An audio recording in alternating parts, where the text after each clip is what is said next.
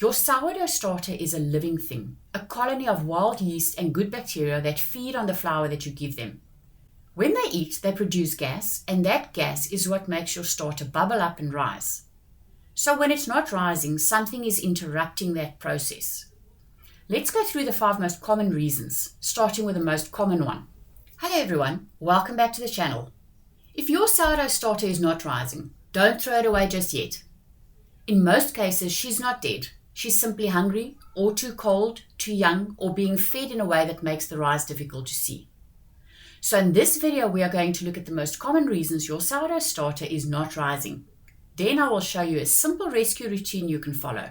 Trust me, it's totally worth the wait. So before we start, remember this.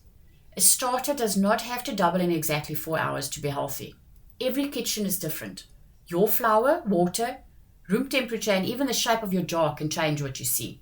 The important thing is to look for activity, bubbles, a fresh smell, a rounded top, and a rise line on the jar are all cues that your wild yeast is working. So let's get into it.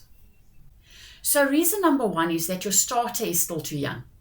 If you have just started growing a sourdough starter, it may look very active on the 2nd or 3rd day and then suddenly stop rising. This can be confusing, but it's very normal. That early burst is often caused by different bacteria becoming active first. It can look exciting with bubbles and a little rise, but the stable wild yeast community has not fully developed yet. So after that first burst, your starter may seem quiet for several days. Don't worry if it's too thick or lumpy at first. It will smooth out once fermentation starts. Keep feeding it consistently and try not to change the routine every few hours. It can take a week or 2 weeks or sometimes longer depending on your environment. Reason number 2 is that your feeding ratio is not working. When you feed a starter, you are mixing starter, water and flour. A simple starting point is equal amounts by weight. For example, keep 20 grams of starter, then add 20 grams of water and 20 grams of flour. If you use a very large feeding compared to the amount of starter, the wild yeast becomes more diluted. That does not mean the ratio is wrong, no, but it can take longer before you see a rise. On the other hand, if you add too little fresh flour, your starter can become very acidic and run out of food quickly, which means actually it's starving. So the goal is consistency. Use a kitchen scale if you have one and write down your feedings so that you know what happened. If your starter is very weak, keep the feeding simple for a few days. 20 grams of starter, 20 grams of water and 20 grams of flour is easy to track. Once she is rising reliably, you can adjust the ratio to fit your baking schedule. Reason number 3 could be temperature. Wild yeast works faster in a warm environment and much slower in a cold one. If your kitchen is cool, your starter may still be healthy, but it may need many more hours to rise. A comfortable range is usually around 24 to 26 degrees Celsius.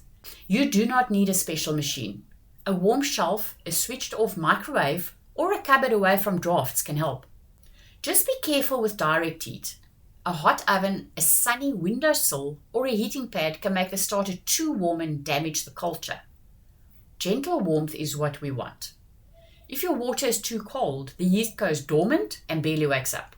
And if your water is too hot, above 40 degrees, it can actually kill the yeast completely. So the fix is simple. Use lukewarm water around 25 to 30 degrees Celsius. I use bottled water that stays on my countertop, so it's always just right. If yours feels too cold, place the container in a jug of warm water for a few minutes. A good rule of thumb, if it feels comfortable on the inside of your wrist, it's perfect for your starter. No thermometer needed, your wrist is enough. Reason number 4 is using the wrong flour. So flour also makes a difference. In South Africa, we use cake flour quite often, and you can use it for a starter. There's no single magic flour. You can use wheat flour, bread flour, or add a little whole wheat or rye flour if your starter needs encouragement. Whole wheat and rye flour contain more of the grain, so they often bring extra minerals and microorganisms into the mixture. You do not have to change it completely, not at all. Even replacing part of your regular flour for a few feeds can help you compare the results. Now we're getting on to reason number 5, which is consistency. A starter that's too runny can rise and fall before you notice. It may be active, but the bubbles escape easily, so the surface looks flat. A starter that's very stiff may ferment slowly and show fewer large bubbles. Aim for a thick batter or a soft porridge. It should be easy to stir but not watery. Mark the level on your jar with a rubber band or a piece of tape. This is one of the easiest ways to see whether she has actually risen. The shape of the jar matters too. A tall, narrow jar makes a small rise easier to see than a wider bowl. And always check the sides of your jar. Sometimes the starter rises, leaves a line, and then falls again before you look at it. Now here's the simple rescue routine I would use. First, keep 20 grams of your starter in a clean jar. If there's a dark liquid on top, you can stir it in or pour it off. Either way is fine, depending on how acidic your starter smells. Next, add 20 grams of water and 20 grams of flour. Stir this very well and make sure that there are no dry pockets. Scrape down the sides, mark the starting level and cover the jar loosely. It needs protection from dust, but it should not be sealed tightly while it's fermenting. Place it somewhere gently warm. Then leave it alone for at least 12 hours before deciding that nothing is happening. If your kitchen's cold, give it longer. If you see bubbles but no dramatic rise, feed it the same way again when the activity starts to slow. If it rises and falls quickly, it may need more food or a slightly larger feeding.